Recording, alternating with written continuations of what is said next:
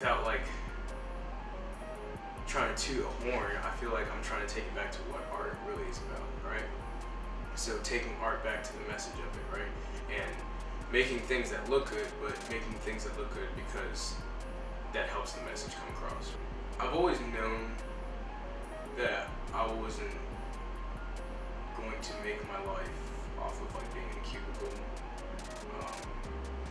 Nothing outside of video that you could consider a job has ever like appealed to me. So once I started my company and started like getting consistent work through it, that's I guess when I like solidified and I was like, yeah, this is what I want to do.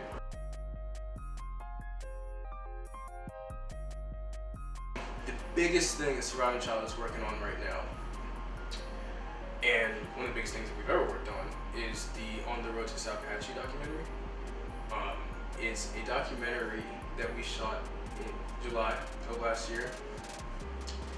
It's about a summer camp where kids who are usually from like middle upper class, they go and spend a week of their summers and they spend money to do this, to go fix houses of people who can't afford to fix their own houses. So when I, pitched the idea in December a year ago about the documentary, I needed to have some people to film it for me and, who would like to work on it and be passionate, just as passionate as I was about the project. And I knew that his company was all about what the documentary stands for. That's when I contacted Amari. I met him in class, that's where I got his number, but then months later, I contacted him about working on the project. I feel like it's a good little partnership. I appreciate everything he's done for me in terms of bringing me onto the documentary and because I mean, as SurvivingChild, I just want opportunities to make stuff like this, right? So him bringing me on was an awesome, dope opportunity, and the creative control that he's given me to kind of put my vision on it and like kind of have an influence on it is also really awesome.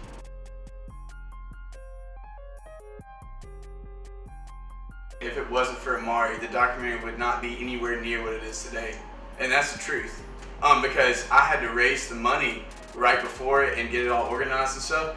And then by the time we got to the camp and we got the budget 2 days before the shoot. And it was a 10-day shoot. Equipment came from Tennessee. I mean, it's a big deal.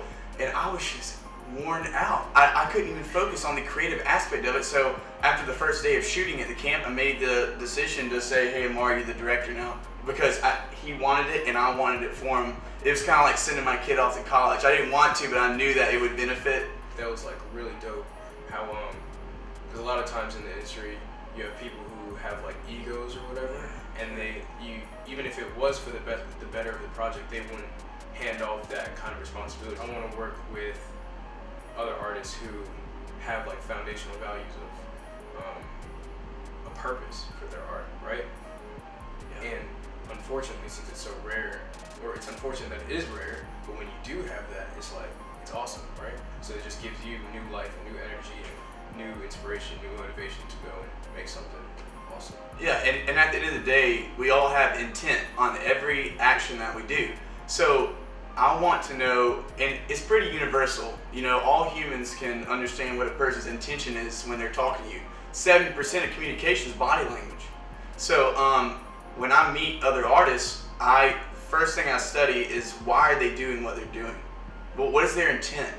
And an artist who struggles and strives for excellence normally has a pure intent. And that's what I look for. That's the first thing I look for, is why are they doing what they're doing?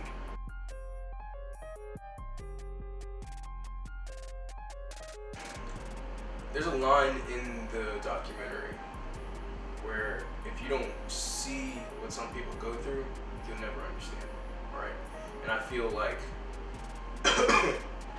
for everybody, but a lot specifically for the kids, seeing somebody who is struggling and really going through it, it just opens your worldview so much more.